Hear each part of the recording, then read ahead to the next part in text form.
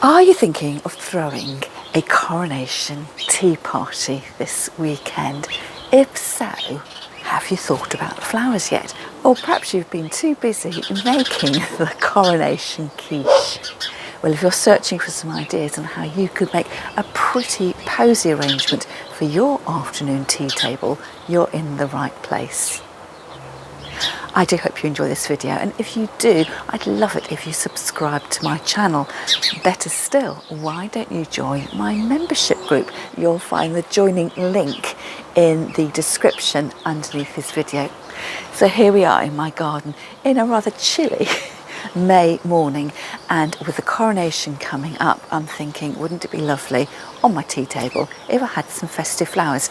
Now, by the time you watch this video, of course, the coronation would have been and gone, but I do think that having beautiful flowers in the garden is a lovely way of celebrating any event that you've got over the coming months. But what I'm going to do today is to restrict myself to the palette of a very patriotic red, white and blue.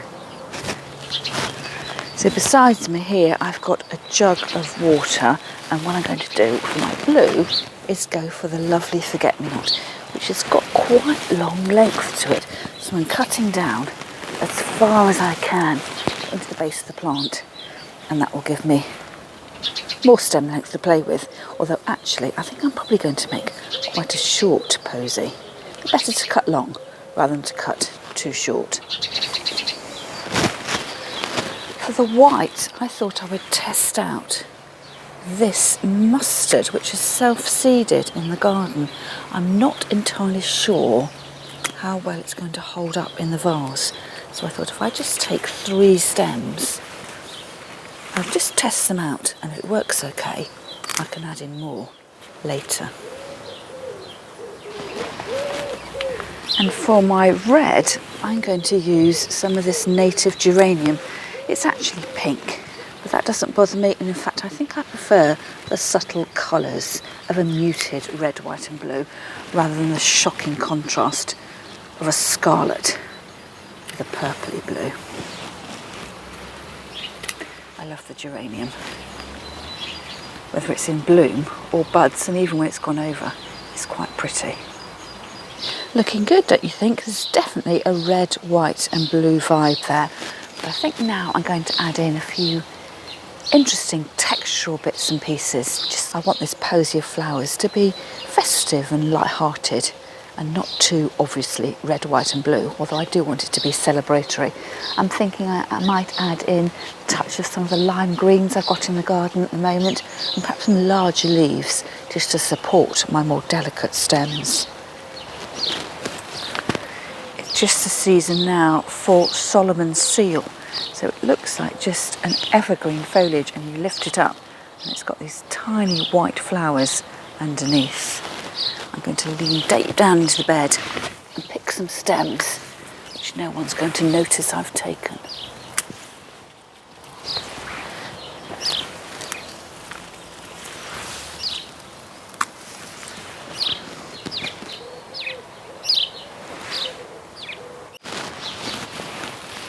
Now, comfrey isn't my favourite plant, but it does seem to have that all-in-one tinge of red, white and blue. So perhaps a few stems.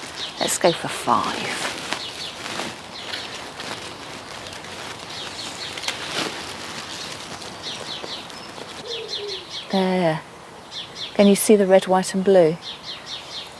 Quite a subtle look. And how about a touch more white? We have got this bridal bouquet next to the compost bin. I'm just going to take a few stems.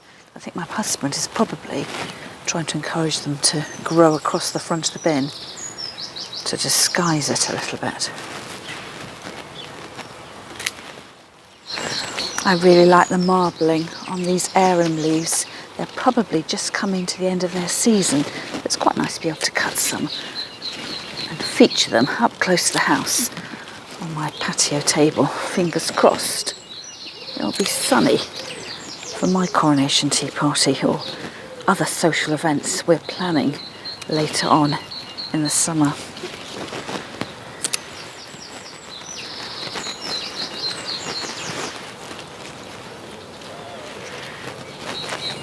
Just making sure those flower stems are actually in the water.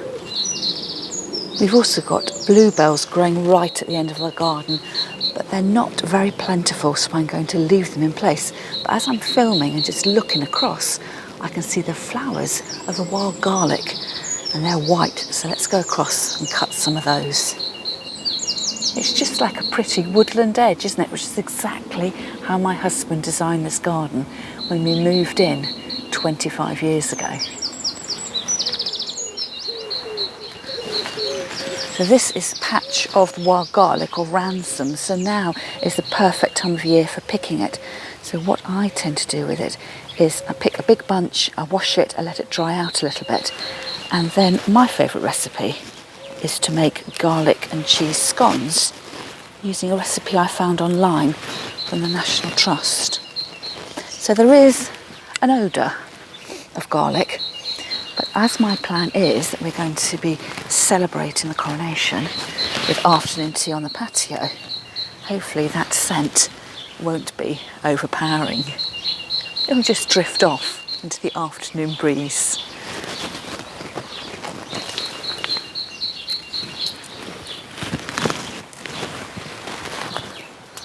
Such pretty little dainty heads.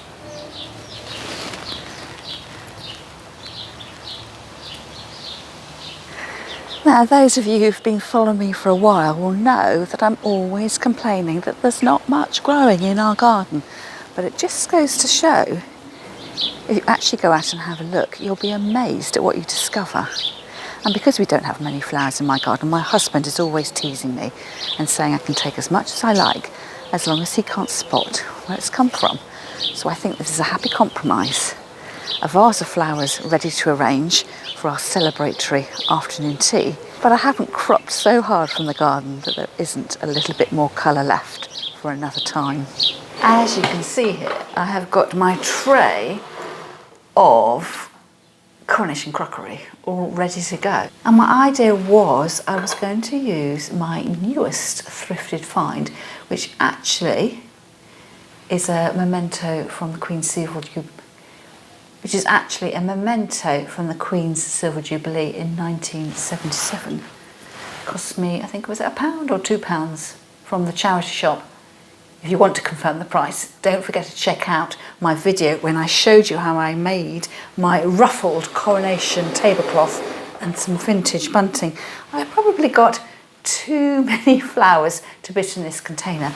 But as I'm filming today, Friday the 5th of May, I've just remembered it's National Flower Arranging Day today, so I thought I could make one little posy for me and one little posy I could leave out by my front door for a passerby to collect. So let's see how we get on. So the top tip for making your own posies is nothing to do with the flowers, but make sure you've cut a length of twine ready for when you come and tie your posy together. And as I'm thinking I may well make two posies, I'm going to cut 2 pieces of twine.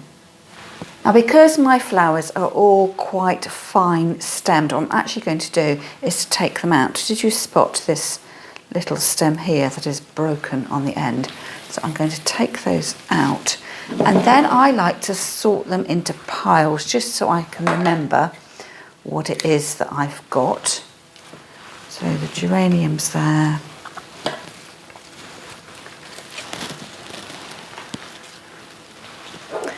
So if I am really going to put my posy into this jug, my stems only need to be really short. I don't cut them straight away. I'm just going to use that jug as a guide as to how much of the greenery I need to cut off at the bottom, because you always want to have a clean stem inside your vase, or in my case, the milk jug. And what I like to do is to run up and down my little conveyor belt of flowers, placing them together in my hand.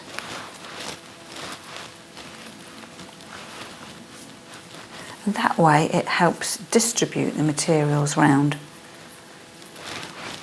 You don't really have to think about whether you've got like with like together. It just sort of comes together of its own accord. So that's a very pretty little posy with 10 stems. Let's add some more.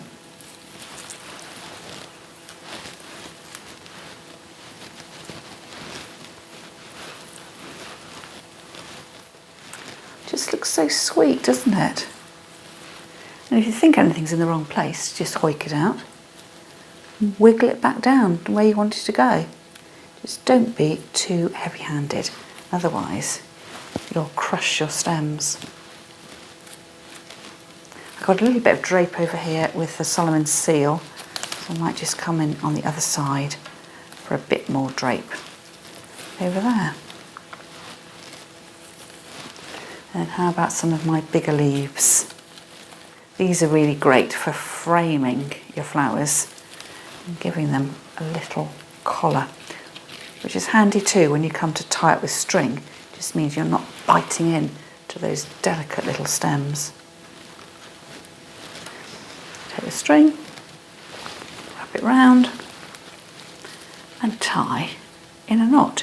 So the secret here is to tie firmly and securely, but not so tightly that your string digs into the soft, sappy stems. Otherwise you'll find you'll have a bunch of stalks with no flowers on the top. Cut off the excess string and then cut to length. I'm going to measure up against my container.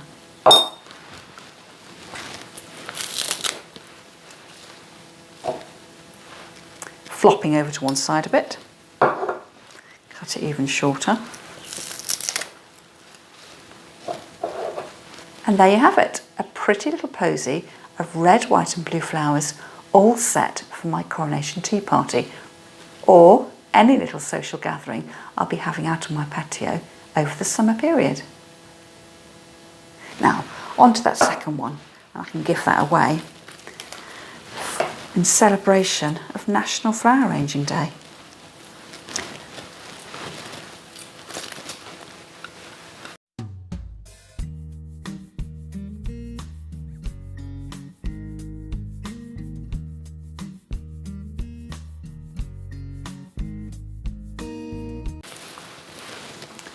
Posy number 2. The same ingredients, but this one is just a little bit taller. What do you reckon? From a few snippets from the garden, something beautiful to put on your celebration tea table. I hope you enjoyed today's video. That's all from me for now, and I'll see you again next time. A slight whiff of garlic, but it's not overpowering.